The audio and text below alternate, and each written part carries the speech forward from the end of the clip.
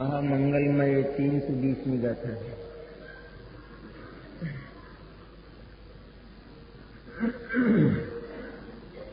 सर्व विशुद्ध ज्ञान अधिकार है।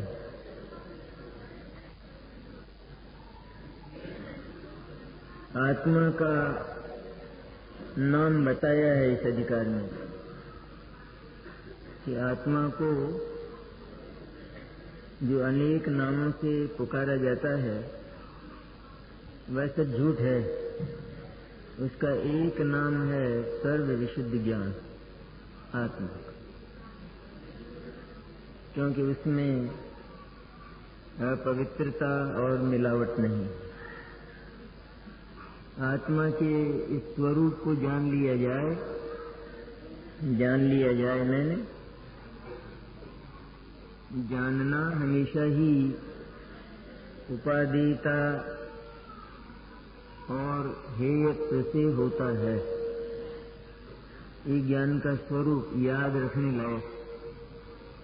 आत्मा तो सिर्फ ज्ञाता है, जानता है, ये बात तो हमने सुनी, लेकिन ज्ञान का एक जो महत्वपूर्ण अंश है, जानने की जो पर्याय है,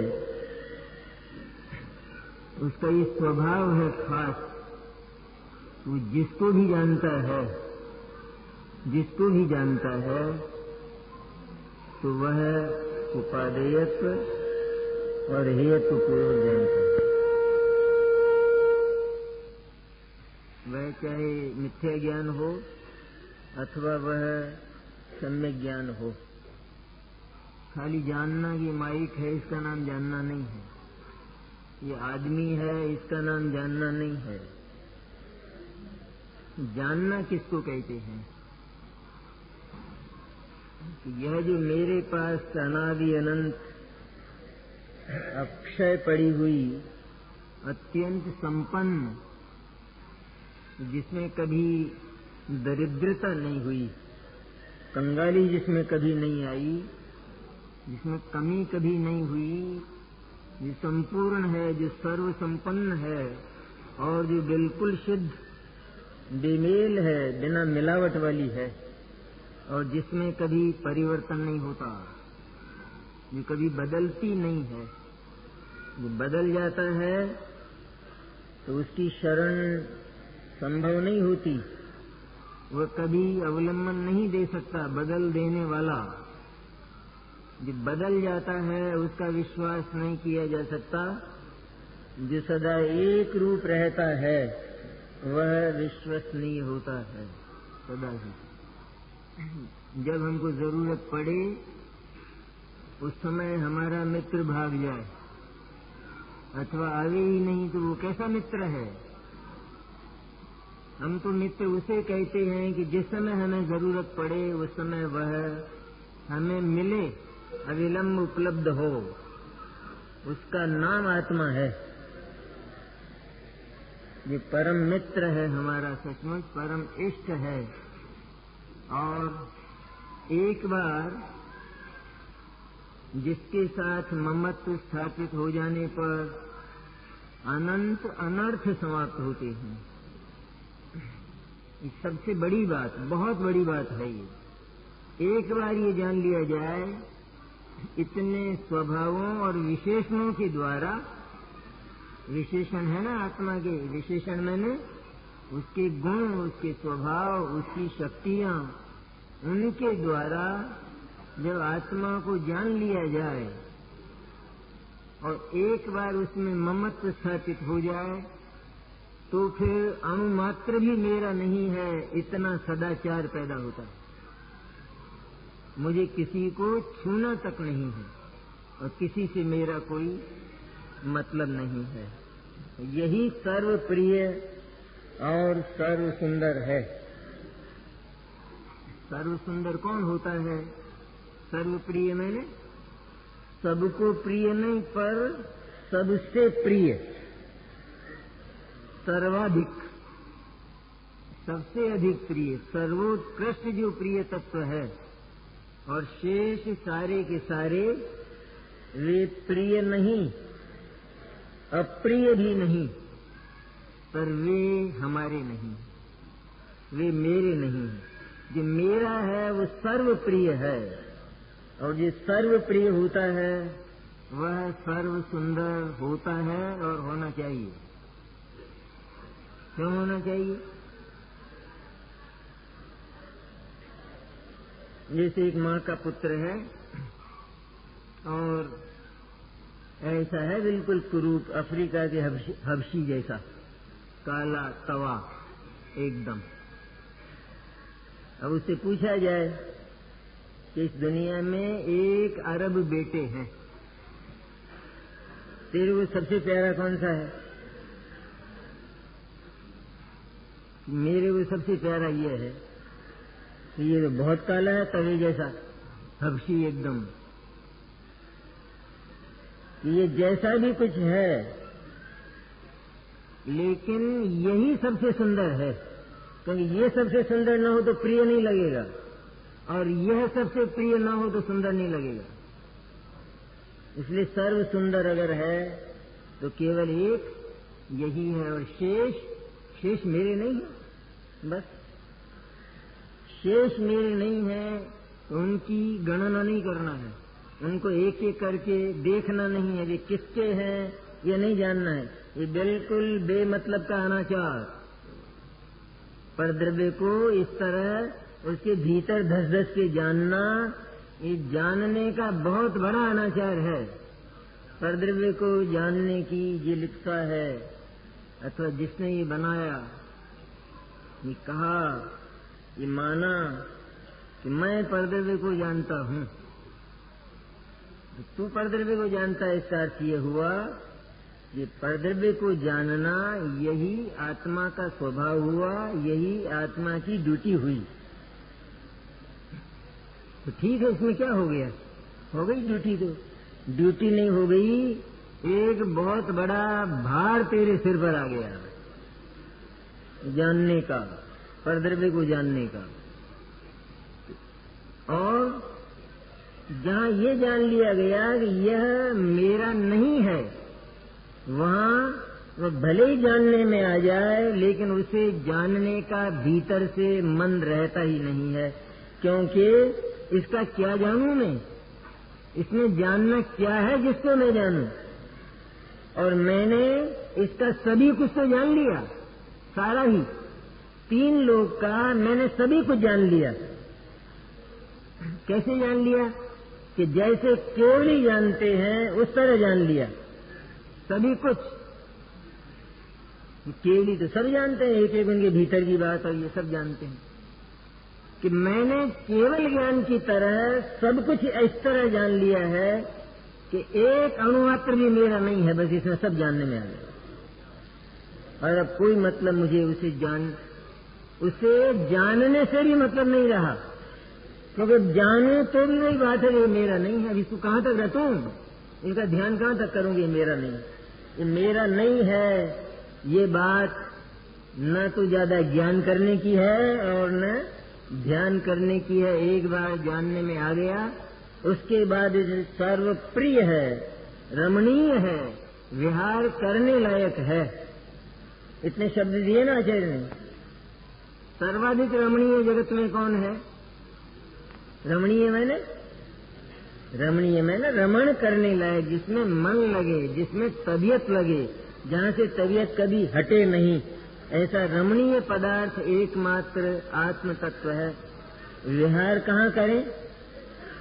वाटिका में जाएं, बगीचे में जाएं, वहाँ जाके सैर सपाटा करें, कश्मीर की घाटी में जाएं, फॉरेन जाएं, इंग्लैंड जाएं, न्यूयॉर्क जाएं। कि तेरे लिए विहार करने का यदि कोई स्थल है तो उसका नाम चैतन्य विहार है। क्योंकि तेरा चैतन्य विहार का स्थल है सचमुच, क्योंकि वह अनंत सुगंधित फूलों की वाटिका है। आत्मा में आत्मा का अनुभव जब किया जाता है तो उसमें अनंत सुगंध है, स्वाद है, उसमें क्या नहीं है आत्मा में, लेकिन है पुद्गल से विलक्षण प्रकार का, अन्य प्रकार का है, पुद्गल से बिल्कुल भिन्न प्रकार का है। ऐसा जो सर्व विशुद्ध मन पवित्र, पवित्रता का को जानकर वस्तु ही पवित्र है, मैं पवित्रतम पदार्थ हूँ ऐसा जानकर उस पवित्रता का संचेतन हो तो पवित्रता की पर्याय पैदा होती है। पर्याय को कहाँ पैदा करना रहा? पर्याय में कुछ करूं ये बात निकम्मी है बिल्कुल, क्योंकि उसमें कुछ करना संभव है ही नहीं। बस मैं परम पवित्र तत्व हूँ, रमणीय तत्व हूँ, सर्व प्रिय और सर्व सुंदर हूँ। इतना जब जाना तब सर्वलोकालोक के प्रति परत्व हुआ, और परत्व जहाँ हो जाता है वहाँ सारे अनाचार मिट जाते हैं, समाप्त हो जाते हैं। हमारा तो साहब अपना व्यवसाय है, बस हमारा अपना ये घर है छोटा सा, ये हमारा छोटा सा परिवार है, ये हमारा छोटा सा व्यवसाय है। हमको और जगत से कोई मतलब नहीं। ये सारा जगत तुमको कैसा दिखाई देता है? कि हमको तो मिट्टी के ढेले के समान दिखाई देता है। दुनिया का धन, दुनिया के धन को जो धन मानता है उससे बड़ा बेईमान आदमी नहीं है जगत में। क्यों? इसे धन दिखाई देता है तो मन जाएगा। धन यदि है तो केवल मेरे पास है, और दुनिया का धन बिल्कुल लोष्ठवत मिट्टी के ढेले की तरह है। उसको दुनिया में भद्र पुरुष और सदाचारी कहा जाता है। कोई हमारे ऊपर कभी आरोप लगाए कि मेरे को तो आपका भ्रम होता है कि मेरा पर्स आपने उठाया है, ऐसा भ्रम होता है। और हमारा तो ये काम है नहीं कि हम इस तरह का कोई गलत काम करते हो, किसी की वस्तु उठाते हो। तब हम उसको एक ही जवाब में चुप कर देना चाहते हैं कि मैं तुम्हारे पर्स को, तुम्हारे धन को टट्टी और पेशाब समझता हूँ। तो आदमी नाराज होता है सुनकर कि क्या बोलते हो, जरा दोबारा बोलना। फिर बोलता हूँ, 1000 बार बुलवाओगे तो ये बोलता हूँ, तो वो नाराज नहीं होता है। वो ये समझता है कि ये आदमी ईमानदार है। इस तरह ज्ञानी क्या समझते हैं इस विश्व को? कि इस विश्व को धूल और मिट्टी समझते हैं। अनंत सिद्ध परमात्मा अपने अपने आनंद का भोग करते हैं, दूसरे के आनंद को धूल और मिट्टी समझते हैं। हमारे लिए किस काम का है वो? दूसरे सिद्ध का आनंद। और हमें क्या मतलब है उससे? जब हमारे पास वो बिल्कुल पूरा है तो और कोई मतलब हमको उससे नहीं है। इसलिए मूल तत्व, मूल आत्मा क्या है, यहाँ तो ये बताते हैं। क्योंकि दो ही बात है, दो का ही खेल है, दो की क्रीड़ा है, द्रव्य और पर्याय की। इसका बैकग्राउंड जाने बिना तो जैन दर्शन का प्रारंभ होगा ही नहीं, बिल्कुल नहीं होगा। कि द्रव्य जिसको सर्व विशुद्ध ज्ञान अथवा सर्व विशुद्ध आत्म तत्व कहा, वह तो निष्क्रिय है, निष्कर्म है। उसके पास करने के लिए कोई काम नहीं है, इसलिए उसे कोई भार नहीं है। ऐसा निश्चिंत आत्म तत्व, सुखमय आत्म तत्व है। और पर्याय को ये जानना है कि मैं अत्यंत निष्क्रिय और सुखमय तत्व हूँ, ऐसा जानना है, इतना मात्र जानना है। तो जिस समय वो आत्म तत्व आता है, प्रतीति में आता है, श्रद्धा में आता है, अनुभूति में आता है, तो अन्य जितने भी शेष तत्व बचते हैं उनके प्रति परत्व रहता है। और जिनके प्रति परत्व रहता है वे सिर्फ जानने में आ जाएं तो आ जाएं, उसका नाम ज्ञेय तत्व। उनको ज्ञेय कहा। यहाँ शामिल तो है इसमें क्रमबद्ध पर्याय, क्योंकि ये कहा है ना, सर्व विशुद्ध जो आत्म तत्व और ज्ञान तत्व है, बस उसके अतिरिक्त अन्य जितना भी है, आश्रव, बंध, संवर, निर्जरा और मोक्ष, यह उस आत्मा को नहीं होता, आत्मा का नहीं होता।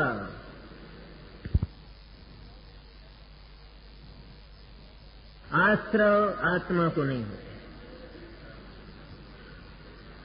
मोक्ष को होता है और मोक्ष का मोक्ष होता है, लेकिन आत्मा का मोक्ष नहीं होता। क्यों नहीं होता?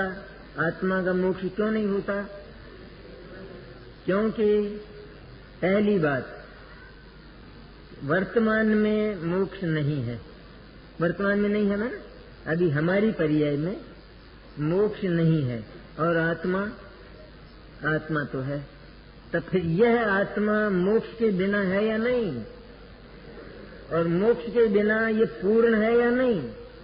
मोक्ष नहीं है तो फिर क्या आत्मा में कोई कमी है? कि बिल्कुल नहीं है। इसका अर्थ क्या हुआ कि आत्मा मोक्ष से वर्तमान में अत्यंत अप्रभावित और अत्यंत भिन्न है। अत्यंत भिन्न। कितना भिन्न? भिन्न कितना?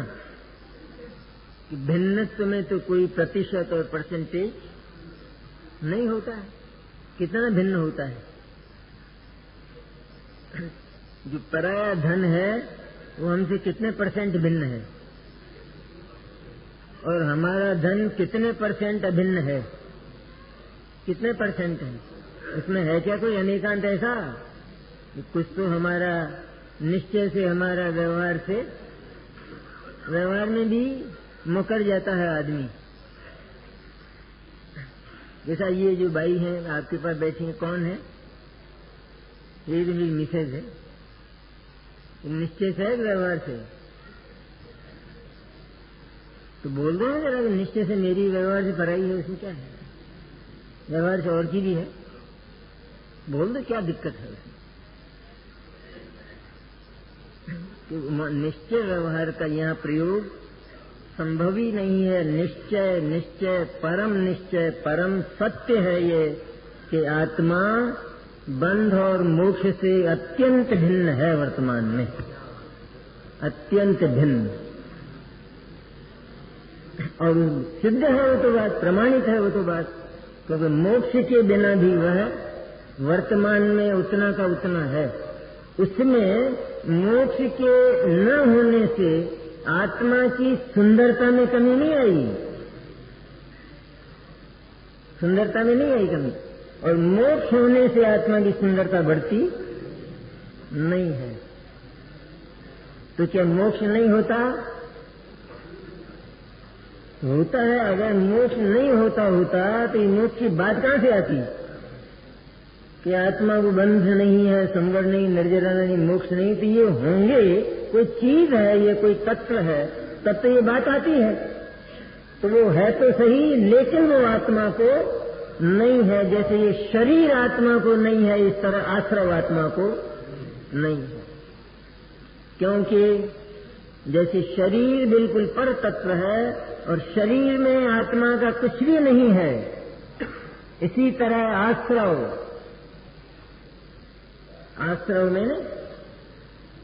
मैंने यह मैं रागी हूं, इसका नाम आश्रव।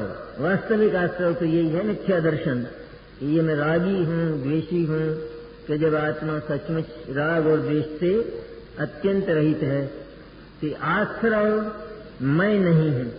क्योंकि मैं आत्मा को जब रागी मानता हूं और मानता रहा हूं, तो मैंने ये देखा कि उस राग ने आत्मा का स्पर्श ही नहीं किया, छुआ ही नहीं। अगर राग आत्मा को छू लेता तो आत्मा कलंकित हो जाता, आत्मा मैला हो जाता, आश्रव जैसा हो जाता, लेकिन वैसा हुआ ही नहीं है। और आश्रव का नाश हुआ तब भी आत्मा उतना का उतना रहा। जब मोक्ष आया तब भी आत्मा उतना का उतना रहा। तो फिर क्या करें हम इनका बंध और मोक्ष का? क्या करें? कि सबसे पहली बात तो ये कि आत्मा निर्बंध और निर्मोक्ष है, मैंने वर्तमान में ही मुक्त है, अत्यंत मुक्त है, अत्यंत मुक्त है आत्मा, परम मुक्त है आत्मा। मोक्ष तो हुआ, वो तो इसके सामने अगर देखा जाए, इस मुक्त आत्म तत्व के सामने देखा जाए, तो मोक्ष को विभाव कहा है। सुना नियम साहब, विमल जी साहब, क्या नाम दिया? विभव नहीं दिया ना? भूल गए होंगे या तो कोई बात होगी। आजकल तो भूल निकालने वाले बहुत पैदा हो गए। 4 भाव क्या है? विभाव गुण पर्याय के। विभाव, विभाव मैंने क्या? विभाव मैंने क्या? अपवित्र। विभाव मैंने ये कि मेरा भाव तो ये है बस, ये शुद्धात्मा। इसके अतिरिक्त और जितने हैं वे सबके सब विभाव हैं, अर्थात इससे अनमेल और इससे बेमेल हैं, और वे इसका स्पर्श नहीं करते, वे इससे सदा अलग रहते हैं। इस तरह उसको जब आत्मा जाना तो इन शेष का क्या हुआ? इन शेष की कौन सी कक्षा रही? जीव तो एक ही जाना ना, वो जो त्रैकालिक ज्ञायक है जिसके अनेक नाम हैं, वो जो शुद्ध चैतन्य है उसको जाना। जीव जीव जीव मैंने मैं, बस यह मैं हूँ। इस जीव का जो स्वरूप है उसकी अपेक्षा जिसमें थोड़ा भी अंतर है वह जीव नहीं, वो अजीव है, सबका सब पराया नहीं है। वो जीवत्व की स्थापना जब इसमें की गई, इसके स्वभाव से जिन जिन का मेल नहीं होता है, चाहे वो मोक्ष ही हो, यहाँ किसी तरह का लिहाज बिल्कुल नहीं। मोक्ष तो आत्मा की पर्याय है, यहाँ कहते हैं मोक्ष आत्मा की पर्याय नहीं, और मोक्ष आत्मा को होता ही नहीं। ऐसा जो मानता है उसका नाम मोक्ष, उसको मोक्ष कहते हैं। तो होता है मोक्ष, फिर उसका क्या किया आत्मा ने? आपने क्या किया? मोक्ष होता है वह जानने में आ जाता है। क्या जानने में आ जाता है? कि जिस समय होता है उस समय हो जाता है। क्या है मोक्ष जानने में? आश्रय का क्या जानने में आया? कि राग द्वेष पाप पुण्य जिस समय होने हैं उस समय हो जाते हैं, लेकिन वे मुझे नहीं होते, मेरे को नहीं होते, मुझे नहीं होते हैं। इसलिए ये मेरे बिल्कुल नहीं है, बस यह जानने में आ गया। तो यह मेरे बिल्कुल नहीं है, इसकी नहीं रटन लगाना है, इसको नहीं जानते रहना है। जिसको अपना नहीं जाना उसको जानते नहीं रहना है, और जिसको अपना नहीं जाना यदि उसको कोई जानता रहता है तो उसको जानना नहीं है, पर उसको कोई मतलब है, इसलिए वो टिक गया है उसमें। वरना जो अपना है ही नहीं और जो सिर्फ जानने ही लायक है, जिससे और किसी तरह का कोई संबंध ही नहीं है, तो उसकी तरफ ज्ञान को टिकाना यह भयंकर अनाचार है। इसलिए कहते हैं परद्रव्य को जानता है आत्मा, इसका नाम अनाचार, व्यभिचार, मिथ्या दर्शन, अध्यवसान है। ये किसने कहा? कांजी स्वामी ने। तो किसने कहा? जिन वचन है बंद अधिकार बोलता है, बंद अधिकार। मैं परद्रव्य को जानता हूँ, ये वैसा ही पाप है कि जैसा ये मानता है कि मैं अन्य जीव की हिंसा करता हूँ, उतना बड़ा पाप। कितना बड़ा? मैं अन्य जीव की हिंसा करता हूँ, इसके समान है ये पाप कि मैं परद्रव्य को जानता हूँ। कि जिसने यह उद्देश्य बना लिया और ज्ञान का स्वरूप ये जान लिया, ये मार्मिक है बात कि परद्रव्य स्वपर प्रकाशक का, आत्मा को फिर क्यों इनकार करते हो?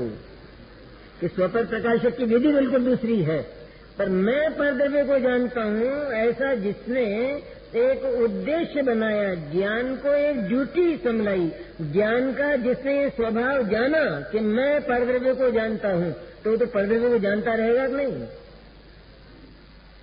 और जिस परद्रव्य में इसका कुछ भी नहीं है सचमुच, तो उस परद्रव्य को अगर ये जानता रहता है तो इससे बड़ा अनाचार दूसरा नहीं हो सकता। क्योंकि यह बताओ कि जब इसने ये जान लिया कि ये पर है और इसमें मेरा रंच मात्र भी नहीं है, तो ये इसकी तरफ झांकता क्यों है? क्यों झांकता है? ये तो मेरी पत्नी नहीं है, ऐसा जान लिया। नहीं है, लेकिन रेल में बैठा हुआ 3 घंटे तक उसी को देखता रहता, तो चप्पल पड़ेगी कि नहीं पड़ेगी? बोल, ऐसे पूछे तेरी के साथ मेरी तो नहीं, फिर झांकता क्या? झांकने में क्या? झांकने में ये अपनी जगह बैठी है, मैं मेरी जगह बैठा हूं, मेरी आंखें हैं, झांकूंगा नहीं क्या? ये तेरी आंखें फोड़ने लायक हैं और मैं फोड़ दूंगा। अगर तूने अपनी चेष्टा जारी रखी तो तेरी आंख फोड़ दूंगा मैं। ये क्या, इसमें क्या हो गया? मैं तो छुआ तक नहीं, छुआ भी नहीं है मैंने, छुआ तो नहीं है, लेकिन इसको देखना नहीं कहते हैं। जो सिर्फ देखने लायक होता है उसको देखा ही नहीं जाता है, और जो देखकर रमण करने लायक होता है उसको सदा देखा जाता है, उसमें सदा रहा जाता है, उसमें सदा विहार किया जाता है। तो जो देखने लायक है सदा और सदा विहार करने लायक है, वो सर्व विशुद्ध ज्ञान है। आत्मा है उसका दूसरा नाम। ज्ञान तो इसलिए कहा क्योंकि वह परम पवित्र है। इसलिए एक बढ़िया बात यहाँ कही आचार्य ने कि न तो कर्म करता है आत्मा और न कर्म को भोगता है, क्योंकि कर्म को करना और ये सब बातें न्याय से लॉजिक से समझने की है। एक एक वाक्य, अगर इसमें थोड़ी भी लॉजिक की कसर रह गई तो झगड़ा पड़ जाएगा, फिर वहां आरंभ से पढ़ाई होगी। ये पर्दे को जानता है, क्या लिखा था, जानता है, स्वपर प्रकाशक, स्वपर प्रकाशक।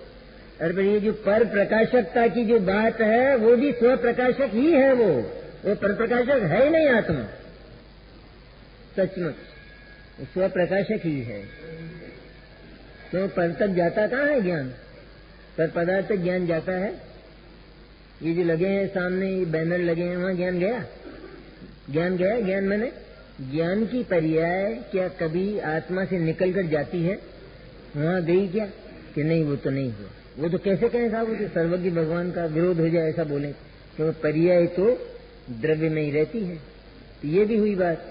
और वो बैनर जानने में आता है, तो वो बैनर ज्ञान में आया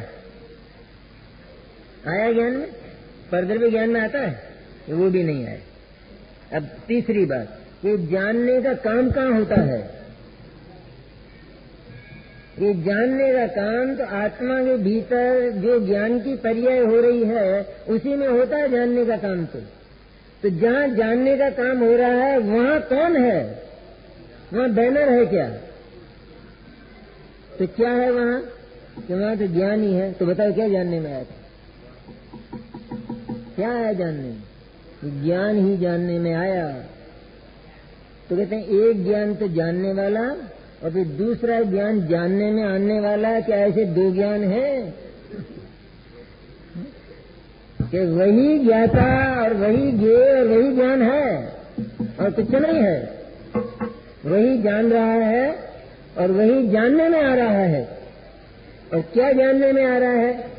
कि वो जैसा बैनर है ठीक वैसा आकार ज्ञान में अपने आप बनता है। तो वह क्योंकि ज्ञान में उस बैनर जैसा आकार है, इसलिए कहा जाता है कि यह मैं बैनर को जानता हूँ, अथवा वह जानने में आ रहा है। सच्चाई क्या है? वास्तविकता क्या है? ईमान धर्म की बात क्या है? बोलो, तुमने क्या जाना था? हमने सिर्फ ज्ञान को ही जाना है। तो ज्ञान में वो बैनर का आकार तो आया ना, तो उधर तो देखो बैनर के पास उसका पूरा आकार है या नहीं। अगर उससे कोई आकार आया होता तो उसमें भी कोई कमी आती ना, तो उसमें कोई कमी आई है? नहीं आई। और इधर बैनर का पूरा आकार तैयार हुआ है या नहीं? कि हुआ तो है। ये पूरा का पूरा ज्ञान का प्रोडक्शन है।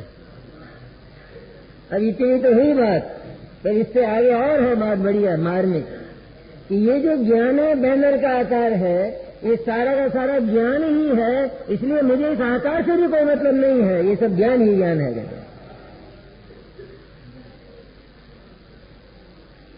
जो जानता है कि है नहीं, आकार तो बना नहीं बना ज्ञान, ये आकार है ना। तो जो उस आकार में कुछ विशेषता जानता है कि बैनर का आकार है और ये आकार हुआ या नहीं, तो जिसका उस आकार में मन लग जाए तो वो व्यभिचारी हो गया अनाचारी। क्योंकि वो जो ज्ञान का आकार है उसमें तेरी तबीयत क्यों लग रही है? उस आकार में, उस आकार में क्या है ज्ञान के अतिरिक्त? कुछ भी नहीं है ज्ञान के अतिरिक्त उस आकार में। तो फिर क्या करें? ऐसा करो कि जितनी भी ज्ञान की जानने देखने वाली पर्यायें ज्ञेयाकार होती हैं उनको ज्ञेयाकार न जानकर ज्ञान ही ज्ञान कहो, कि जितना ज्ञेय का आकार है वो भी ज्ञान ही ज्ञान है, उसमें सब जगह ज्ञान ही ज्ञान है। इसलिए मैं तो मात्र सर्व विशुद्ध ज्ञान हूं। इसका नाम सम्यक दर्शन है। तो क्या नहीं जानता है? बिल्कुल नहीं जानता है। तब हम तुम्हारी नीयत को देख कर देंगे जवाब। ऐसा नहीं जानता है ना बिल्कुल पर को, तब उसकी नीयत क्या होती है कि वह केवल ज्ञान को झुठलाना चाहता है। इसलिए हम कहते हैं जानता है पर को, केवल ज्ञान लोकालोक को जानता है। क्यों नहीं जानता है वो? क्योंकि उसकी नीयत खोटी है। वो झुठलाना चाहता है ना, ये केवल ज्ञान नहीं जाना सब झूठा है। फिर जब पर को जानता ही नहीं है तो ये झूठा हुआ कि नहीं? कि नहीं जानता है पर को। कैसे नहीं जानता है? फिर जब वो इसमें अटक जाता है, वो पर को जानता है, तो हम कहते हैं पर को बिल्कुल नहीं जानता, केवल ज्ञान को ही अर्थात स्व को ही जानता है। ऐसी विधि है सुंदर। यहाँ जितने तत्व हैं उनकी है यहाँ तो चर्चा। जब आत्मा सर्वविशुद्ध ज्ञान तत्व है, इन बाकी के साथ क्या उसका कोई संबंध रह जाता है? कि सचमुच तो सर्व संबंध से बिल्कुल शून्य है। सातों ही तत्वों के संबंध से सर्व विशुद्ध ज्ञान अर्थात सर्व विशुद्ध आत्म तत्व बिल्कुल शून्य है। सातों ही तत्व अथवा जीव तत्व को उधर ले लें तो बाकी सबसे, उनके कर्ता कर्म से और उनके किसी भी प्रभाव से सर्व शून्य है। तब आश्रय होता है, बंध होता है, संबर होता है, निर्जरा होती है, मोक्ष होता है, कि होता है लेकिन मेरे को नहीं होता। ये प्राण है उसका, तो ये तुम्हारा क्या है उसमें जानने में आ जाता है। आ जाए तो मेरे को मोक्ष जानना नहीं है। जिस समय वो होना है उस समय वो हो जाता है और मेरे जानने में आ जाता है। मुझे अगर जानना है तो केवल सर्वशुद्ध ज्ञान जानना है, क्योंकि उसको जानने में आनंद उछलता है। मोक्ष को जानने में तो मिथ्या दर्शन आ जाता है।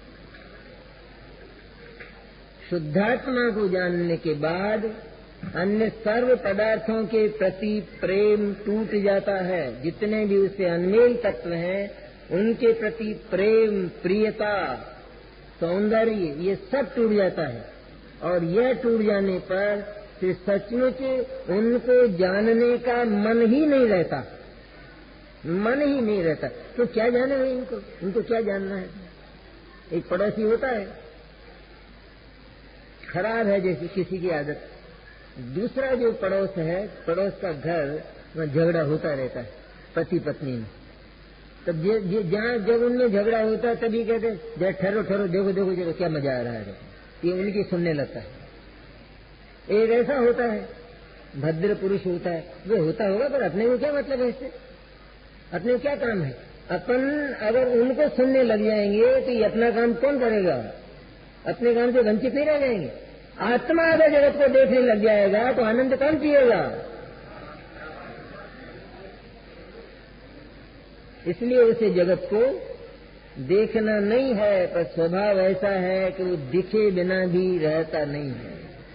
पड़ोस में अगर झगड़ा होता है तो कानों में आवाज आए बिना तो नहीं रहती, पर कोई पूछता है ये बताओ क्या क्या झगड़ा हुआ कि हमको बिल्कुल मालूम, क्योंकि हम उससे बिल्कुल बेमतलब थे, कुछ मतलब हमको उससे नहीं था।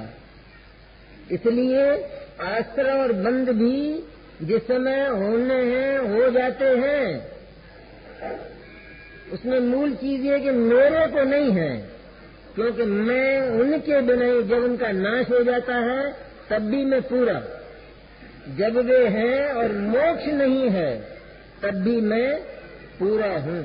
पूर्ण हूँ। क्योंकि मोक्ष उसको कहते हैं कि जो आत्मा को सर्व विशुद्ध जानता और मानता है और आचरण, उसका नाम मोक्ष है। जो आत्मा को शुद्ध करता है उसका नाम मोक्ष नहीं। और आश्रय उसको कहते हैं कि जो सर्व विशुद्ध आत्म तत्व को सर्व विशुद्ध नहीं जानता, नहीं मानता, उसका नाम आश्रय है। इसलिए आश्रय तो आत्मा से सदा से ही भिन्न रहा और मोक्ष भी आत्मा से सदा से ही भिन्न रहता है, होता है, अपने समय पर होता है। लाया नहीं जाता, बुलाया नहीं जाता, जाना जाता है, जानने में आ जाता है। यही लिखा है इसमें, जानता है मात्र। ज्ञान भी स्वयं देखने वाला होने से, देखने वाला, जानने वाला नेत्र की तरह होने से, कर्म से अत्यंत भिन्नता के कारण, कर्म मैंने कुछ करना, इसका नाम कर्म। यहाँ बंध भी कर्म, आश्रय भी कर्म और मोक्ष भी कर्म। तो क्योंकि वो करने मात्र के भार से बिल्कुल रहित है, न्यारा है, बना बनाया अकृत्रिम, आकाश जैसा तत्व है, अकृत्रिम, इसलिए करने की गुंजाइश उसमें नहीं है। तो वह स्वयं देखने वाला होने से, कर्म से अत्यंत भिन्नता के कारण, निश्चय से, उसके करने वेदने में असमर्थ होने से, कर्म को न तो करता है और न वेदता है। निश्चय शब्द दिया, निश्चय से मैंने वास्तव में मैंने एक तो उसका स्वरूप ही ऐसा है और उसके स्वरूप को देखने वाला जो ज्ञान है, उसके स्वरूप में प्रतीति करने वाली जो श्रद्धा है, वो भी ये प्रतीति करती है और ये जानती है कि मेरे शुद्धात्म तत्व में कोई कर्म और भोग नहीं है, मैं बिल्कुल निष्क्रिय चैतन्य हूँ, निष्कर्म हूँ मैं बिल्कुल। इसलिए कर्म का कर्ता और भोक्ता मैं नहीं हूँ, ऐसा असमर्थ होने से लिखा है। एक एक शब्द है बिल्कुल वजनी, जिसकी कीमत सारे जगत के हीरे माणिक और मोती से नहीं चुकाई जा सकती। हाँ, और न लिखने के लिए भी 9 हाथ का कलेजा चाहिए और सुनने के लिए भी। हाँ, क्या लिखा है? आत्मा निश्चय से उसके करने वेदने में असमर्थ होने से, निश्चय से, वास्तव में आत्म तत्व आश्रवबंध संवर निर्जरा और मोक्ष का कर्ता नहीं। और वह जो मोक्ष होता है और वो मोक्ष में जो सुख प्रकट होता है, उसका भोक्ता आत्मा नहीं है। क्या चिमन भाई?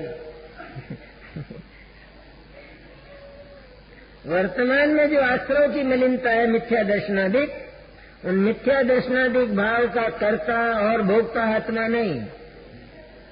और इनके अभाव में जो मोक्ष होता है और उस मोक्ष में जो सुख प्रकट होता है, अतीन्द्रिय आनंद, उस अतीन्द्रिय आनंद का कर्ता और भोक्ता आत्मा नहीं है, क्योंकि वो असमर्थ है।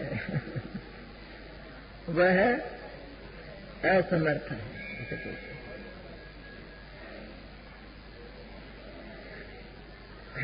जो मोक्ष है वह बंध के बिना हो ही नहीं सकता। अगर हो सकता हो तो बताए तो। मुक्त किसका होगा? छूटेगा कौन? बिना बंधे कोई छूट जाए तो?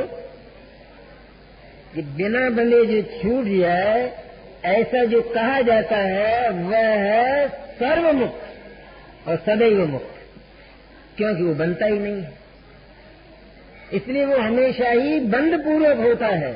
तो जिसे मोक्ष का ममत्व है वो पहले बंधे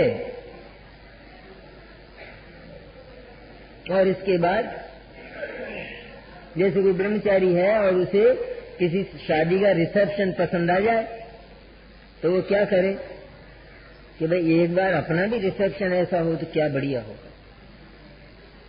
कि बे तू शादी कर और क्या करना है तेरे को।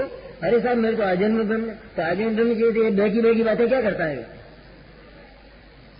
तो आत्मा जो बाल ब्रह्मचारी तत्व है, तो उसकी पत्नी हो पहले, फिर वो मरे, फिर वो ब्रह्मचारी कहलावे, कहते इसने तो शादी नहीं की, ये तो आजन्म ही ऐसा है, इसको ऐसा कलंक लगा ही नहीं। एक तो आजन्म ब्रह्मचारिणी और एक विधवा ब्रह्मचारिणी, दोनों में फर्क है नहीं? नहीं है फर्क? ये तो आजन्म जो है, और एक तो वो कहे कि मैं ब्रह्मचारिणी हूँ। तू ब्रह्मचारिणी है तो क्या मैं ब्रह्मचारिणी नहीं हूँ क्या? ये पहले अपना मुंह दर्पण में देख तू कि तेरे को कलंक लग चुका है। ये तेरे को जो ब्रह्मचर्य हुआ है यह किसी के अभाव में हुआ है। मेरा जो ब्रह्मचर्य है वो किसी के अभाव में नहीं हुआ है, वो मेरा स्वरूप है। तेरे को जो हुआ है किसी के मरने से हुआ है, इसलिए इसमें बहुत फर्क है। हाँ, तेरा ब्रह्मचर्य बहुत नीचा है और मेरा उत्कृष्ट है। इसको कभी आंच और कभी बाधा नहीं आई, इसलिए असमर्थ है वो आत्मा। असमर्थ शब्द और निश्चय, ये दो बातें बहुत वजनी है। निश्चय से वह कर्म को करने वेदने में असमर्थ होने से कर्म को न तो करता है और न वेदता है। ये निश्चय शब्द क्यों दिया? इसलिए दिया कि इस निश्चय के साथ में व्यवहार इसके विरुद्ध अनेक प्रकार की बातें करता है। आत्मा के संबंध में आत्मा को राग होता है, द्वेष होता है, आठ कर्मों से बनता है, उसका बंध भी होता है, और आत्मा का मोक्ष भी होता है, आत्मा के घर भी होता है, बंगला भी होता है, पुत्र और परिवार भी होते हैं। ये अनंत प्रकार की बातें आत्मा के संबंध में की जाती हैं, इसका नाम व्यवहार है। सच्चाई यह है कि आत्मा को इनमें से एक भी नहीं होता और कुछ भी नहीं होता, इसका नाम निश्चय है। और निश्चय से असमर्थ है वो। निश्चय से कर्म का कर्ता और भोक्ता न तो जो आश्रव है, और उस आश्रव में जो दुख है उस दुख का भोक्ता आत्मा नहीं, क्योंकि आत्मा सुख में डूबा हुआ तत्व है। और इसके बाद जो मोक्ष हुआ उसमें जो आनंद प्रकट हुआ, कहते हैं उसके लिए हराम है वो सुख। उस आत्मा के लिए उस सुख का भोगना आत्मा के लिए हराम है।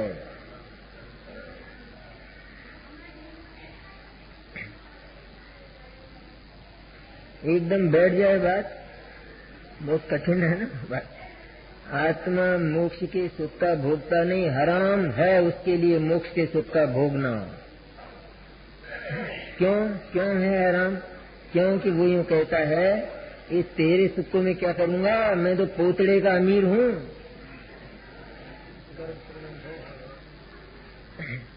मेरे में ये कोई नया कमाया नया ये ऐसी नहीं है मेरे पास। मेरी तो पीढ़ियों से ये अमराइयां चल रही हैं मेरे को। मैं निर्धन से धनवान नहीं हुआ हूँ, लेकिन मैं तो शाश्वत धनवान हूँ, स्थायी धन वाला हूँ। इसलिए मैं ये निर्धनता का अंत होने पर उत्पन्न होने वाली धनता का भोग करने वाला मैं मेरे लिए धूल है, कहते हैं। क्योंकि मैं तो अमीर हूँ, अमराइयों में रहता हूँ, मुझे उसकी जरूरत नहीं है। तो ये कर क्या रहे हैं आचार्य, बता क्या रहे हैं ये सम्यक दर्शन बता रहे हैं। करना तुमको सबसे पहला चरण इतना समर्पण और इतना विसर्जन। इतना समर्पण क्यों? आत्मा समर्पित होने लायक है सचमुच।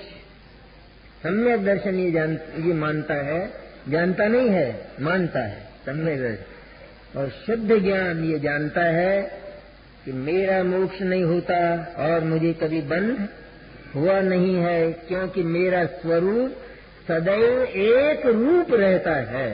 जो एक रूप रहता है उसमें कभी कुछ होता ही, उसमें होने की बात खोटी है। एक रूप रहने वाले में आत्मा में कभी कोई घटना घटी ही नहीं और घटने वाली नहीं है। इसलिए असमर्थ होने से कर्म को न तो करता है और न वेदता है।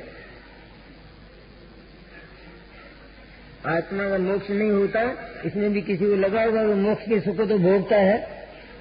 अरे भोगता है, यहाँ तो कहते हैं कि अगर वो मोक्ष के सुख को भोगे तो वो तो महाकलंकी हो जाए,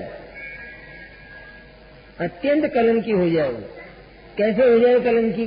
क्योंकि उसमें तो बंध का लांछन लग जाए ना, क्योंकि बंध के बिना मोक्ष होता नहीं, इसलिए बंध का लांछन लगेगा कि नहीं। जैसे आदमी जेल से छूटा, ये तो ठीक है बात, लेकिन जीवन भर के ये लांछन लग गया कि जेल तो गया है, एक बात है। ये नहीं हुआ, ये लांछन नहीं लगा। अरे बस छूट गया, अब क्या है उसमें के? और मैंने छोड़ भी दिया वो धंधा, सब कुछ कर दिया हो, लेकिन एक बार जेल तो गया है तू कहते, और हम गए ही नहीं हमेशा। इसलिए निर्बंध और निर्मोक्ष तत्व है आत्मा, और ये जो बंध और मोक्ष होता है उसके अपराध के कारण तो वह सिर्फ जाना जाता है। इतनी बात, इतनी गुंजाइश आचार्य ने रखी, कितनी, कि वह आश्रय बंधु को, संवर निर्जरा को सिर्फ जानता है। असलियत यह है कि वो तो जानता भी नहीं, कि जानने की जो क्रिया है उससे भी ज्ञायक तत्व रहित है, अलग है। लेकिन क्योंकि यहाँ कर्तृत्व मिटाना है, ये प्रकरण ध्यान में रखने लायक है। क्या मिटाना है? कर्तृत्व मिटाना है। कि आत्मा बंध का करता नहीं, मोक्ष का करता नहीं। मैंने करता नहीं, मैंने क्या होता है? स्वामी नहीं, उसको उसके साथ ममत्व नहीं, उसका स्वरूप ही नहीं है इस तरह का। तो करता नहीं है, अर्थात आत्मा को बंध का स्वामित्व नहीं है, और आत्मा में से बंध उत्पन्न नहीं होता है। तो ऐसा जिसने जाना, तो वहाँ वो होता हुआ जो बंध और मोक्ष है उसका क्या हुआ? उसने किया नहीं, वह उसका करता नहीं, तो फिर वह क्या है? ये प्रश्न पैदा हुआ। आत्मा बंध और मोक्ष का करता नहीं, तो फिर आत्मा क्या है? कि वह बंध और मोक्ष को सिर्फ जानता है। ये उत्तर दिया जाए। कहाँ दिया जवाब? कि जहाँ कर्तृत्व को उड़ाना था वहाँ जवाब दिया, और जहाँ केवल एक शुद्ध ज्ञायक आसमानी तत्व बताना था तो वहाँ कहा कि वो प्रमत्त भी नहीं और वो अप्रमत्त भी नहीं है। वहाँ शुद्ध ने भी बाहर कर दिया। शुद्धात्मा को जानने वाला शुद्ध नए, तो शुद्धात्मा के बाहर कर दिया, क्योंकि वो प्रमत्त भी नहीं और अप्रमत्त भी नहीं है। इसलिए वह सिर्फ जानता है। कैसे जानता है? कि मोक्ष हो जाता है, जब होने योग्य है तब हो जाता है, लेकिन मुझे उसे करना नहीं है क्योंकि मुझे जरूरत नहीं। हो जाता है, और जिस समय होना है उस समय हो जाता है। मुझे लाना नहीं है क्योंकि मुझे उसकी जरूरत नहीं है, आवश्यकता नहीं है। ये आई नहीं क्रमबद्ध पर्याय इसमें? किंतु केवल मैंने सिर्फ मात्र ज्ञान मात्र स्वभाव वाला, जानने के स्वभाव वाला होने से कर्म के बंध को तथा मोक्ष को और कर्म के उदय को तथा निर्जरा को मात्र जानता ही है। इतना कहा, वह जानता ही है का अर्थ इतना लेना कि वह तो सचमुच केवल शुद्धात्मा को ही जानता है। जानता है, वो भी कहने में आई बात खाली है। वो तो एकमात्र ज्ञायक तत्व है, लेकिन ये जितना व्यवसाय होता है वो सबका सब पर्याय में होता है। और पर्याय में किस तरह होता है? कि मैं एकमात्र ज्ञायक हूँ, करता नहीं और भोगता नहीं। कौन सी पर्याय? सम्यक दर्शन और सम्यक ज्ञान की पर्याय जब पैदा हुई, उस शुद्धात्मा का अनुभव करती हुई और प्रतीति करती हुई, तो उसमें से क्या बोल उठा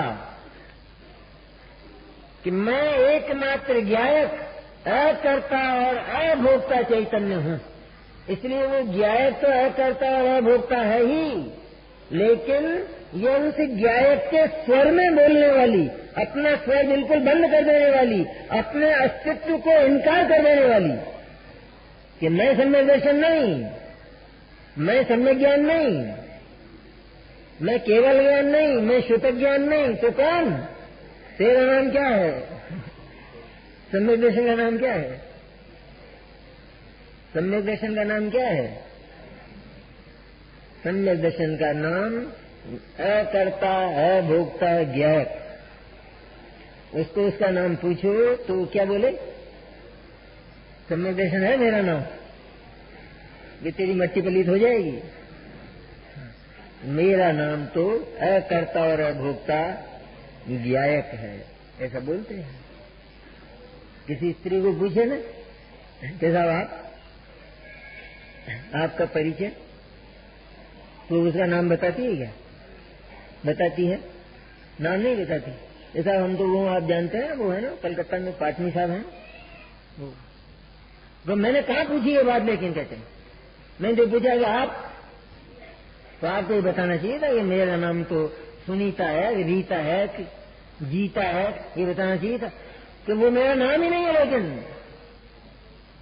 मेरा नाम तो वो है असली, क्योंकि मेरा स्वतंत्र कोई अस्तित्व नहीं है। मेरा नाम तो वो है। वो अपना नाम नहीं बताती है, वो बताती है अपना पूरा, जिस परिवार के साथ उसका तादात्म्य है और जिसको वह स्व मानती है, जीवन मानती है, वह उसका नाम बताती है। ज्यादा से ज्यादा बताती है तो साहब वो है ना, वो मेरे मिस्टर वो हैं। तब मैंने तुम्हारा मिस्टर पूछा कहाँ, वो नाम ही वो बताती है और बताती नहीं। सम्यक दर्शन की पर्याय का मिस्टर कौन?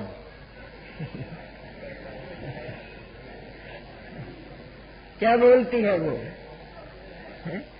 कि मैं अकर्ता और भोक्ता मस्त, क्योंकि मेरा मिस्टर मस्त, इसलिए मैं भी मस्त हूँ एकदम।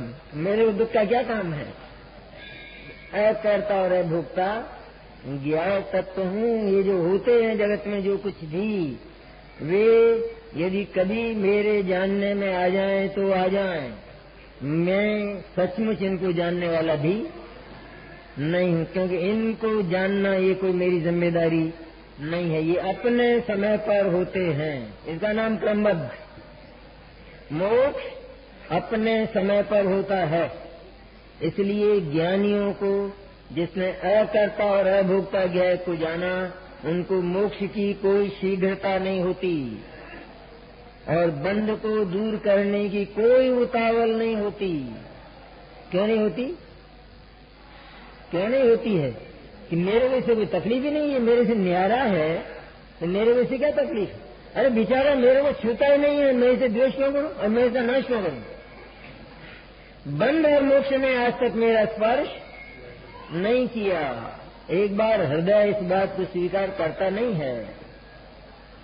स्वीकार कर ले तो ये निहाल हो जाने जैसी बात है, क्योंकि सचमुच सचमुच सचमुच आत्मा ऐसा ही है। अन्य प्रकार का आत्मा भगवान केवली ने देखा ही नहीं। ऐसा ही आत्म तत्व है, एकांत शुद्ध और ज्ञायक, ऐसा आत्म तत्व है।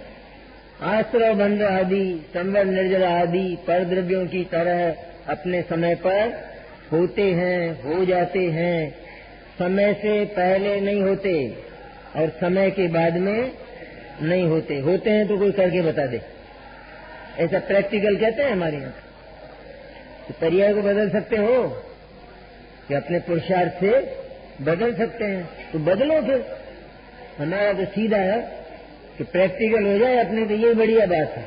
जैसे कोई कहता है कि मेरे में इतनी ताकत, दूसरा कहता है मैं तेरे से ज्यादा जोरदार हूं, तो फिर हो जाए कुश्ती, उसमें क्या है? ऐसा कहता है। इसी तरह हम अगर पर्याय को बदल सकते हैं तो फिर बदलते क्यों नहीं है हम?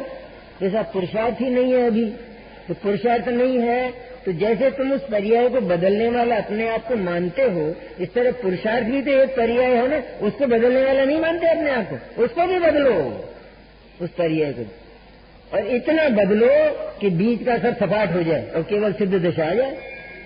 और कैसे तो और बाकी पापड़ क्यों बोलते हो? एक कपड़े भी छोड़ो और ये छोड़ो, जंगल में जाओ, फिर शीत गर्मी और तो 12वां 13वां और 14वां ये पाकड़ बेलने की क्यों जरूरत, कहाँ जरूरत है? फिर सीधी के मिथ्या दर्शन और सिद्ध दशा, क्योंकि हम पर्याय को बदल सकते हैं, इसलिए बदलो ना।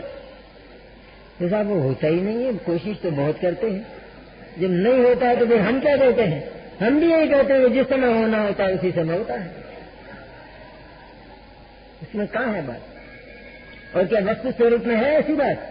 वस्तु स्वभाव में इस तरह की बात नहीं है। द्रव्य गुण और पर्याय की व्यवस्था को जो जानते हैं उनको 1 मिनट में क्रमबद्ध पर्याय समझ में आती है। केवल ज्ञान से तो साबित हो ही जाती है, पर केवल ज्ञान को तो हम क्रमबद्ध पर्याय की साक्षी में प्रस्तुत करते हैं। केवल ज्ञान से कोई क्रमबद्ध पर्याय नहीं होती है, पर्याय क्रमबद्ध होती है, क्रमनियत होती है, ऐसी बात केवल ज्ञान जानता है और वो वाणी में कही जाती है सर्वत्र। पर केवल ज्ञान पर्याय को क्रमबद्ध नहीं करता है, इसलिए केवल ज्ञान को तो हम एविडेंस में प्रस्तुत करते हैं, वो करने वाला नहीं है। तो वस्तु व्यवस्था ऐसी है कि जैसे द्रव्य व्यवस्थित है, हाँ व्यवस्थित है, चेतन से अचेतन आज तक नहीं हुआ, और गुण भी व्यवस्थित है, एक भी गुण कम और अधिक नहीं होता। क्यों नहीं होता? एक आध कम हो जाए तो क्या झगड़ा है? जैसे अनंत गुण है ना, तो अनंत में से एक आध चला जाए तो क्या हुआ? हाँ चला जाए तो थोड़ा सा रह जाए, उसमें क्या फर्क पड़ता है? ऐसा नहीं है वस्तु में कि मेरे में से अगर तुमने एक जरा सा भी छुआ किसी को तो फिर ठीक नहीं है वो बात, और मेरा सर्वनाश होगा भी। एक भी गुण अगर कम होता है तो वस्तु का सर्वनाश होता है। जैसे दीपक है ना, दीपक, तो दीपक में प्रकाश है, प्रकाश, उजाला, और भी बातें हैं उसमें, तो उसका वर्ण भी है, उसकी गंध भी है, उसका रस भी है, ये सब है कि नहीं, और उजाला भी है। अब अपन ऐसा करें कि और तो सब उसमें रहने दे, उजाला कम कर दें अपने दीपक का, तो कितने बचे? तो और नहीं बचे बाकी, तो एक भी नहीं बचा। तो वस्तु में से एक भी गुण अगर कम कर दिया जाए तो वस्तु का सर्वनाश होता है। इसलिए गुण भी अत्यंत व्यवस्थित हैं। अब झगड़ा है पर्याय में, कि जो पर्याय है वो अपने समय पर नहीं होती, वो पर्याय कभी भी हो जाए, इस तरह का उसका कोई नियत क्रम नहीं है। 2 बात समझने की, एक तो ये पर्याय एक के बाद एक प्रत्येक वस्तु की जिस समय होना है उसी समय होती है, एक बात तो ये। दूसरी बात इसके विपरीत कि नहीं, वो तो जब भी होना हो जब हो जाता है, उसमें कोई क्रम नहीं है, कोई नियत नहीं है। ये 2 बात है। अब अपन वस्तु स्वरूप से विचार करें पर्याय की ओर से, कि पदार्थ में जो पर्याय की व्यवस्था है, तो क्या पदार्थ में वे भूत और भविष्य की पर्याय भरी हैं? भूतकाल की जो पर्याय हुई तो क्या वो वस्तु में भरी हैं? नहीं भरी। उनका नाश हुआ ना, व्यय हुआ कि नहीं हुआ? वस्तु का स्वरूप क्या है? उत्पाद, व्यय और द्रव्य। द्रव्य मैंने वस्तु का सदा वही का वही शाश्वत और नित्य रहना, उसका नाम तो द्रव्य। और पर्याय कि उसका आना, एक क्षण के लिए रहना, इसके बाद उसका नाश हो जाना, उसका चला जाना। तो वह पर्याय द्रव्य में पर्याय के रूप में नहीं रहती है। जो पर्याय चली गई वो नहीं है ना द्रव्य में, नहीं है। और आगे आने वाली पर्याय है वो भी नहीं है। क्योंकि उसका कारण है, क्योंकि यदि द्रव्य में वे भूतकाल की और भविष्य काल की पर्याय यदि हैं, तो फिर ये पर्याय कहाँ रही? वो तो द्रव्य हो गया, कि वो तो ध्रुव हो गया। पर्याय सदा रह गई ना। जैसे द्रव्य सदा रहता है, इस तरह द्रव्य में 3 काल की पर्याय भी वर्तमान में हैं, ऐसा हमने माना। इसका अर्थ यह है कि उनका नाश नहीं होता है और वे पैदा भी नहीं होती। फिर जब वो है तो पैदा कैसे होंगी और नाश कहां से होगा? इसलिए वो पर्याय ही नहीं रही, वो तो द्रव्य बन गया। तो क्या है व्यवस्था? कि भूतकाल की जितनी पर्याय हैं वे सब द्रव्य में जाकर नष्ट हो गई। उनमें से एक भी पर्याय कोई बाकी नहीं है। आगे आने वाली एक भी पर्याय वस्तु में पर्याय के रूप में नहीं है। ठीक हो गया?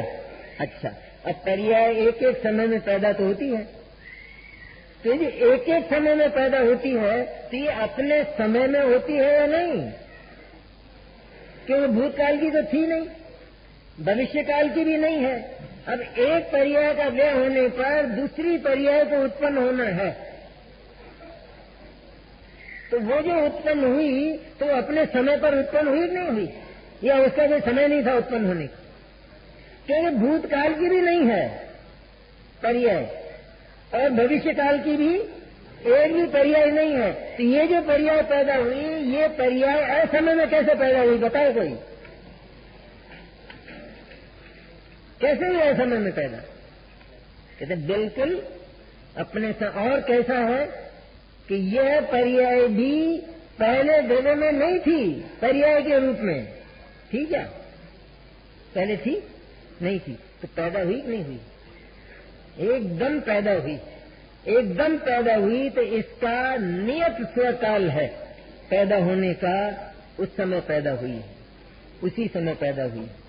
अब इसके विपरीत जो क्रमबद्ध पर्याय का निषेध करने वाले हैं, अपन भी निषेध ही करते हैं, ऊपर से ना करते हैं, भीतर से स्वीकृति हो जाए तो निहाल हो जाए, इसलिए वो नहीं मानते वो नहीं मानते ऐसी बातें नहीं करना बैठी बैठी,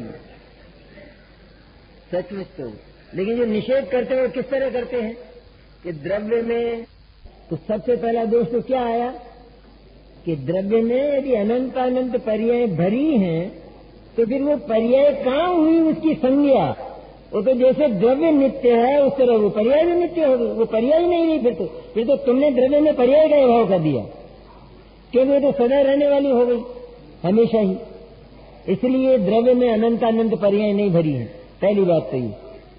अब दूसरी बात कि थोड़े समय के लिए मान लें कि द्रव्य में अनंत अनंत पर्याय भरी हैं, तो क्या कहा जाता है कि जैसा निमित्त मिलता है वैसी पर्याय हो जाती है।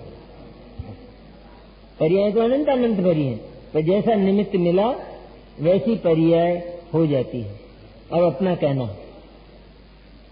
कि ये तो हम मानते ही हैं कि जैसा निमित्त मिला वैसी पर्याय हो जाती है, तो आखिर वो पर्याय किसी समय हुई तो सही, जिस पर्याय का कोई क्रम नहीं है। अनंत अनंत पर्याय, उन अनंत अनंत पर्याय के होने का कोई क्रम नहीं, वो किसी भी समय हो सकती है।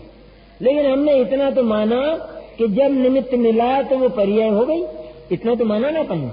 जैसे 9 बजे निमित्त मिला और 9 बजे एक पदार्थ में एक पर्याय राग की पर्याय हो गई। 9 बजे कर्म का उदय आया और राग की पर्याय हो गई, ठीक है ना? तो राग की पर्याय हुई तो सही, और कर्म का उदय 9 बजे आया, ये भी है ना ठीक बात। हमारा प्रश्न यह है कि जिस पर्याय का कोई समय ही नहीं है कोई समय? क्योंकि समय से तो हम इनकार कर चुके हैं कि पर्याय के होने का कोई निश्चित समय नहीं है, इसी का नाम तो क्रमबद्ध का निषेध है ना। तो जो पर्याय को होने का कोई समय नहीं है, तो एक पर्याय 9 बजे हुई और निमित्त भी 9 बजे ही मिला। अब हमारा प्रश्न यह है कि जब इसका कोई समय ही नहीं है तो ये 9:15 बजे क्यों नहीं हुई और 9:15 बजे क्यों नहीं हुई, और वो निमित्त भी 9:15 बजे क्यों नहीं मिला और 9:15 बजे क्यों नहीं मिला? इसका क्या जवाब है? क्योंकि उसका तो समय नहीं है, कोई समय नहीं है। इसका अर्थ यह है कि जो पर्याय का कोई समय नहीं मानते वे ये मानते हैं कि द्रव्य में पर्याय हो ही नहीं सकती, क्योंकि जब भी पर्याय होगी तब हमारा ये प्रश्न खड़ा है। प्रश्न खड़ा है कि नहीं? क्या? जैसे हम कहेंगे सर ये राग हुआ, ये राग मैंने किया, कहते हुआ पुण्य भाव से, अच्छा ठीक किया है तो बढ़िया किया। क्यों हुआ ये राग इस समय? वो कर्म का उदय ऐसा ही आया इसलिए हुआ। लेकिन ये बताओ कि ये कर्म का उदय भी इस समय क्यों आया? क्यों आया इसी समय कर्म का उदय?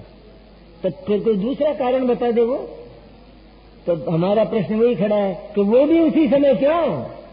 फिर कोई चौथा कारण बता दे तो हमारा प्रश्न है कि वो भी उसी समय क्यों? तो तुम अनंत बताओ ना कारण, हमारा प्रश्न तो जोगा तो खड़ा है। कि वो उस समय क्यों? क्योंकि उसका कोई समय नहीं था। तो जिस पर्याय का कोई समय नहीं है तो हम क्रमबद्ध पर्याय को मानने वाले उस पर्याय को होने ही नहीं देंगे कभी, क्योंकि वो हो ही नहीं सकती है। कैसे होगी? वो होगी तो हमारे प्रश्न का जवाब दो तुम, अगर वो होती है। क्योंकि वो हुई कैसे? वो हो कैसे गई? वो जब उसका समय नहीं था तो वो हो कैसे गई? क्योंकि तो किसी भी समय हो जाती, और किसी भी समय हो जाने का अर्थ यह है कि उसको होना ही नहीं।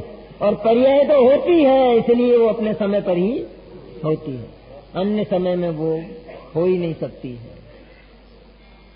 तब इसके साथ जोड़ते हैं अपन पुरुषार्थ को। कैसा ऐसा मान लें तो पुरुषार्थ का क्या होगा? कि पुरुषार्थ ऐसा मान लें तभी पुरुषार्थ वास्तव में गति पकड़ता है। जब ये मान लिया जाए कि निश्चित जिस समय होना है उसी समय होगा, तब होगा, ऐसा निश्चित माना न, तब उस कार्य के अनुसार ही पुरुषार्थ का क्रम बनता है, अन्यथा क्रम बनता ही नहीं है। जैसे हम एक प्रश्न करते हैं, बहुत बड़ा प्रश्न है कि साहब हमारा मोक्ष तो जब होना है तब होगा। हाँ, बात बिल्कुल पक्की, जब होना है तभी। केवल ज्ञानी ने देखा है तभी होगा, कि ये भी बिल्कुल पक्की, केवल ज्ञानी ने देखा है तभी होगा। और हमको तो मालूम नहीं है कि कब होगा, क्या ये भी पक्की कि न मालूम कब होगा, हमको भी मालूम नहीं है। तब फिर पुरुषार्थ कैसे करें? कैसे करें पुरुषार्थ? तो क्या जवाब है इसका? या तो पुरुषार्थ का अभाव करो, जैसा क्रमबद्ध का निषेध करने वाले ये कहते हैं कि क्रमबद्ध को मानने पर पुरुषार्थ का अभाव होता है, क्योंकि मोक्ष के संबंध में है चर्चा समझने की। या टाइम हो जाए तो फिर मेरे को ये मोक्ष तो जब होना है तभी होगा, क्या ठीक है, स्वीकार है, होगा तो केवल ज्ञानी ने देखा तभी होगा, ये भी स्वीकार है। लेकिन मेरे को मालूम नहीं है कि कब होगा, ये भी स्वीकार है। तब तो पुरुषार्थ कैसे करूं बताओ? हो गया ना भाव पुरुषार्थ का? हो गया ना? कि मानचंद जी भाव हुआ नहीं? है? अरे भाई मालूम ही नहीं है मेरे को, केवल ज्ञानी ने देखा तब होगा, और जब होना है तब होगा, और मेरे को मालूम नहीं है तो कैसे करूं पुरुषार्थ बताओ? ये तू ये बता ईमान धर्म से कि तू मोक्ष चाहता है या नहीं। ऐसा मोक्ष तो चाहता हूं, तो मोक्ष चाहता है तो मोक्ष का पुरुषार्थ अभी से शुरू कर दे। मोक्ष जब होना होगा तभी होगा। मोक्ष तो अपने क्रम में जब होना है तभी होगा। लेकिन तू यदि वास्तव में मोक्ष को चाहता, मोक्षार्थी है, तू यदि मुमुक्षु है, तो फिर मुक्ति का पुरुषार्थ तू अभी से शुरू कर दे। तब वो तेरा जो पुरुषार्थ है उसका क्रम ही ऐसा होगा कि जब मोक्ष होना होगा तभी हो जाएगा, तभी होगा। एक विद्यार्थी ने पूछा अपने प्रोफेसर से कि सर एग्जाम कब होने वाले हैं? कि देखो भाई ऐसा है कि अभी तो डेट तो नहीं आई है, मार्च में हो जाए, अप्रैल में हो जाए, मई में हो जाए, डेट तो अभी नहीं आई है, तो फिर मैं क्या करूं? ये भी पूछने की बात है। अरे परीक्षा तो होने वाली है, ये बात तो पक्की नहीं? ये पक्की है तो पढ़ाई शुरू कर दे। तू पढ़ाई शुरू कर देगा तो क्रम ही ऐसा होगा, बिल्कुल एक एक क्रम, कि वह परीक्षा होगी और उसी क्रम में पढ़ाई करते हुए तुझे पूरी सफलता मिलेगी। पर्याय के क्रम को भंग करने की ताकत एक पदार्थ की तो 3 लोक और 3 काल में नहीं, और पुरुषार्थ के क्रम को भंग करने की ताकत भी नहीं है। एक एक पर्याय के साथ पुरुषार्थ जुड़ा है आत्मा का, क्योंकि आत्मा पुरुषार्थ गुण वाला है, वीर्य गुण है नहीं, जो अंतराय कर्म के अभाव में प्रकट होता है ना, वीर्य गुण, उसका नाम है पुरुषार्थ। वो आत्मा का स्वभाव है, और वो पुरुषार्थ आत्मा की प्रत्येक पर्याय में निमित्त है। जिस क्रम से वो पर्याय होती है बस उसी क्रम से पुरुषार्थ उसमें निमित्त बनता है। के साथ जब होनी होती है पर्याय तब हो जाती है, पुरुषार्थ की क्या जरूरत है? कि पुरुषार्थ उसका स्वरूप शक्ति है। वो जैसे उदाहरण ऐसा है कि हम चलते हैं ना, ये सारा शरीर है हमारा सारा, इस शरीर में हर एक अंग अलग अलग काम करता है, भिन्न भिन्न काम करता है। लेकिन एक व्यक्ति ऐसा है कि जो बिस्तर पर पड़ा हुआ है। अब हम उसको कहते हैं कि बिस्तर पर क्यों पड़े हो? क्या है बात? जैसे मैं हूं वैसे ही तुम हो, के साथ ताकत नहीं है। ताकत क्या करेगी इसमें? तेरी अंगुली अपना काम करती, हाथ अपना काम करता, पैर अपना काम करता है, तो ताकत क्या होती है फिर? कि ताकत नहीं है। ये ताकत है, ये मेरे, यद्यपि ये मेरे अंग और अंगों की चेष्टा और ताकत, इनमें कुछ फर्क तो है, लेकिन इनमें एक ऐसा कॉपरेशन भी है, ऐसी सहकारिता भी है इनमें कि वो ताकत होती है तो इनका व्यवस्थित काम होता है। एक एक डग भरते हम चलते हैं, कदम कदम चलते हैं, तो उस कदम के क्रम में कोई भंग कर सकता है? करके बता दे कोई कि जिसने एक पैर आगे रखा है उसी पैर को फिर आगे कर ले, देखें वो कर सकता है? और एक एक कदम ताकत के बिना नहीं उठेगा। इसलिए पुरुषार्थ की आवश्यकता। जितने भी अनंत गुण हैं और अनंत गुणों की जो पर्याय होती हैं उसमें पुरुषार्थ नाम का गुण निमित्त होता है। ये अंतरंग निमित्त नैमित्तिक संबंध की व्यवस्था है, करता नहीं।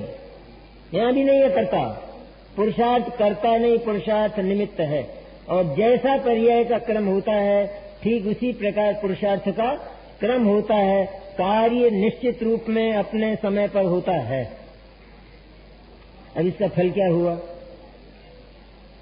हमने जान लिया कि ये तो जो होता है वही होता है, सब मोक्ष भी और संसार भी और संसार की घटनाएं भी। तो संसार की घटनाएं होती हैं, उनमें अपन तो सीख गए हैं ना ये बात क्रमबद्ध की। इसलिए कोई मर जाए, जन्म हो, कोई नुकसान हो जाए, सब वो तो जो होना है वही हुआ, जो होना था सो हुआ। वो तो पर तो ये बोलता तो है, पर भीतर से बोलता है, बाहर से बोलता है। जो होना था सो ही हुआ है। कहां से बोलता है? मेरे भीतर और इस विश्व के भीतर जिस समय जो होना है वही होता है। मेरी पर्याय भी अत्यंत व्यवस्थित है।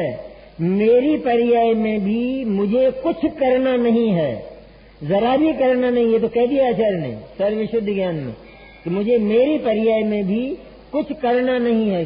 क्यों नहीं करना है? क्योंकि मेरे पदार्थ का जो प्रबंध है वो इतना व्यवस्थित है, इतना व्यवस्थित है कि उसमें थोड़ा भी इधर उधर नहीं होता। जो होता है वो बिल्कुल अपने समय पर होता है। जिसने ऐसा जाना वो निहाल हो गया।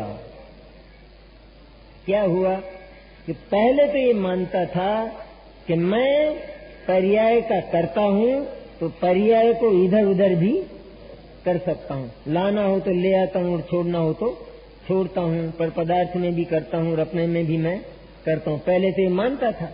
तो निरंतर उस पर्याय के फेर बदल में ही, उसके परिवर्तन में ही, किसी पर्याय को हटाने में और किसी पर्याय को लाने में इसका पुरुषार्थ लगा रहता था। और पर्याय का क्रम कभी भंग नहीं होता था। इसलिए अनंत आकुलता और घोर मिथ्या दर्शन होता था। इसका नाम पर्याय बुद्धि, इसका नाम पर्याय दृष्टि, इसका नाम मिथ्या दर्शन।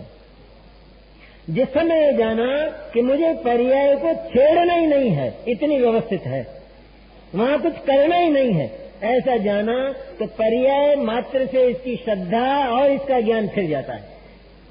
पर्याय मात्र से सारे जगत की पर्याय से, क्योंकि जगत में भी तो पर्याय को फेरना चाहता है ना। द्रव्य और गुण को फेरने की ताकत तो है नहीं। इसको कहेगा ये जो परमाणु है इसको आत्मा बना देगा, ये मेरी ताकत नहीं है। तो फिर यहाँ और तो कर सकता हूँ, और तो ये जो लकड़ी है इसका किवाड़ तो बना सकता हूँ। अरे पर भले आदमी, तेरे को मैं कह रहा हूँ कि पहले ये चीज तो बना तू, फिर इसकी पर्याय बना। जब तो चीज ही नहीं बना सकता है तो इसकी पर्याय कहां से बनाएगा? लेकिन नहीं, मैं तो पर्याय तो बनाता हूँ। लेकिन पर्याय तो जिस समय होना है द्रव्य में उसी समय होती है। मैं उसका कर्ता नहीं हूँ और वो अत्यंत व्यवस्थित है।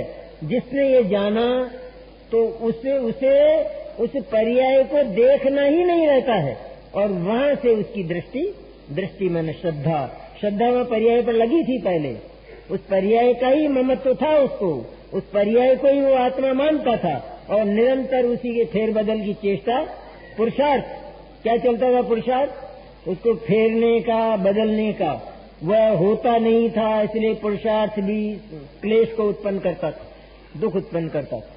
वहां से पर्याय हटी। एक क्रमबद्ध पर्याय का अमृत है ये खास, जिसका फल तो पर्याय के समुदाय मात्र से श्रद्धा और ज्ञान फिरते हैं, और फिरकर कहाँ जाते होंगे ये प्रश्न है कि सारा जगत तो एक ओर रह गया, और हमारा जितना भूत भविष्य और वर्तमान का पर्याय समुदाय है वो भी बिल्कुल एक ओर व्यवस्था में रह गया कि जब होना है तब होगा, मेरे को उसमें कुछ करना बिल्कुल नहीं है। ये हुआ ना, तब कौन बचा?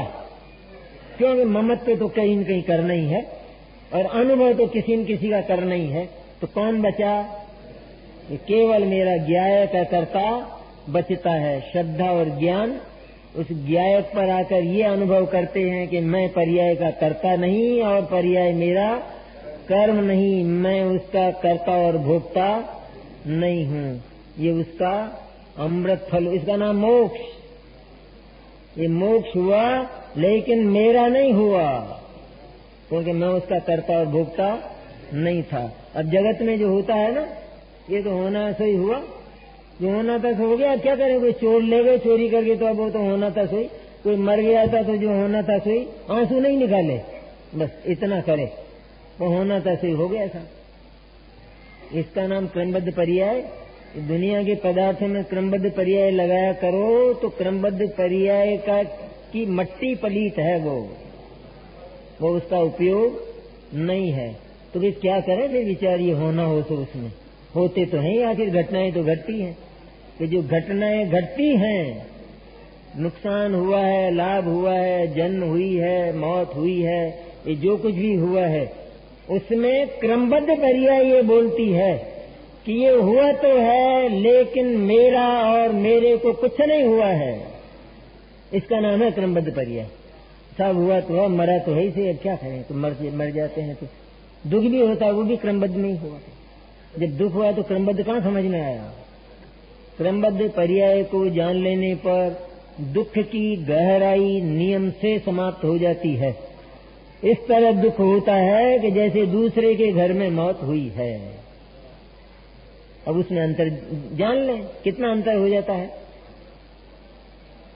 जैसे वो दुख ही नहीं है, और वो जो दुख हुआ है वो भले हमारे भीतर हुआ हो, लेकिन क्योंकि उस दुख का संबंध भी हमसे नहीं है।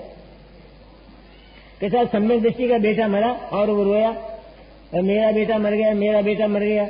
अब उसने ये अपना बेटा माना नहीं माना कि अपना, उसने कहा है, उसने तो जगत के अणु मात्र से अपना संबंध वो पहले ही तोड़ चुका है, इसलिए उसने अपना माना ही नहीं। और वो अपना कहता है तो उसको दुख नहीं हुआ होगा के भीतर से, कि जैसे अन्य का बेटा मरता है उस समय उतना दुख कहाँ होता है जैसे अपना मरता है।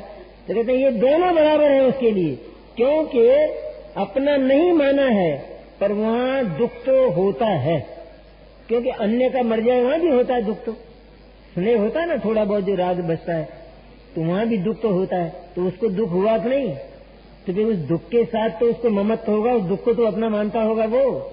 तो दुख का संबंध ही वो उससे नहीं है, स्वयं से वो ये मानता है कि जो दुख है इसका संबंध तो उससे है, मेरे से थोड़ा ही, मेरे घर में थोड़ा ही कुछ हुआ है, इसलिए दुख हुआ है जरूर, और मेरी पर्याय में हुआ ये भी जानने की बात खाली।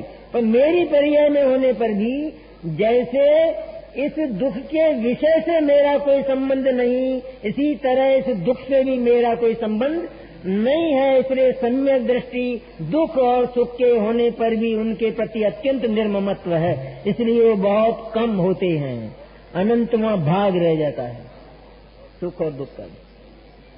क्रमबद्ध पर्याय को जान लिया जाए तो पर्याय दृष्टि का अंत होता है। पर्याय को फेरने और बदलने का जो भारी श्रम और उसकी आत्यंतिक विफलता, एक समय भी सफलता नहीं हुई।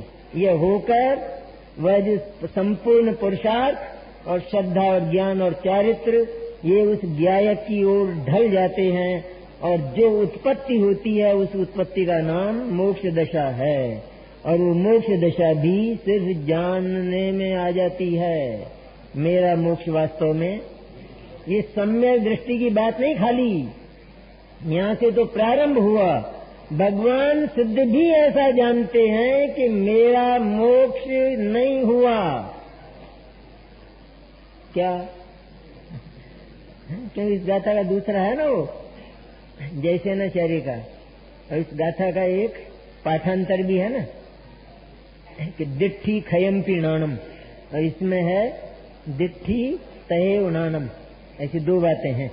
तो यहाँ एक को तो बनाया उदाहरण कि जैसे आंख है उसी तरह से ज्ञान है, तो यहाँ तो आंख को ज्ञान का उदाहरण बनाया है। और दूसरा जो गाथा का पाठांतर है वो क्या है कि दिट्ठी खयम पीणानम, यह है उसका जैसा नाचार्य किया। और ठीक है, अब अपना तो आज समाप्त हो रहा सब।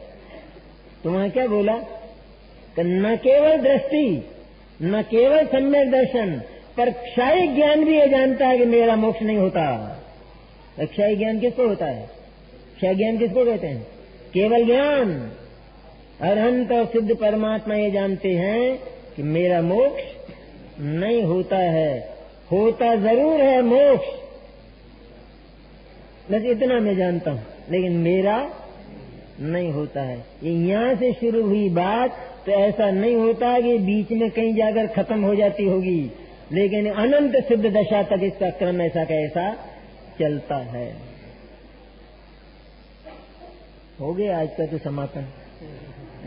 करते हैं आत्मा का मोक्ष नहीं होता है, सारी जिनवाणी ऐसा बोलती है कि ये बात थोड़ी गंभीर है, ये गहरी है बात, और है अत्यंत वास्तविक, सच्ची बात है। यहीं से धर्म का प्रारंभ, सम्यक दर्शन ज्ञान चारित्र का प्रारंभ होता है। ये चर्चा इतने दिनों तक अपन ने की, और उज्जैन को इसका श्रेय है सारा का सारा। इसलिए मैं और आप सब उनका आभार स्वीकार करते हैं। आप लोगों के मंगल आशीर्वाद से मुझे कुछ बोलने का अवसर मिला, इसके लिए भी मैं आपका आभार मानता हूँ। और कठिन कठिन बातें भी बहुत बोलने में आई हैं। किसी को तकलीफ हुई हो तो आप मुझे क्षमा करें।